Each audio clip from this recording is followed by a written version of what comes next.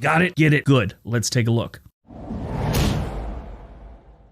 Number 12, Wyoming. That's right, you heard me correct. We're doing 12 today. Wyoming is one of the largest states in the country, and it has one of the lowest populations in the entire country. The current population is around 580,000, and there are no cities that have a population above 100,000. When you look at Wyoming's population density, it's pretty low. It's about 6 people for every square mile. Compare that to California, and they've got about 251 people per square mile. So Wyoming has a lot of open land, and they're taking in new customers. Wyoming's definitely a place you could live off the land, especially if you're into fishing. They've got plenty of creeks and everything else like that you need to live off the land. It is legal to harvest rainwater, as they put it. Some states actually stop you from collecting water, and they've got a lot of cheap land that you could set up little farms. You could set up a little farm someplace and live off that. A lot of people are doing that in this part of the country. If you do, let's say, want to buy a little piece of land, put a tiny home or something on it, the price per acre normally stays around the same as the national average. The difference is their taxes are really low, so it's affordable. Some states actually help people live off the land and do tiny homes and live off the grid.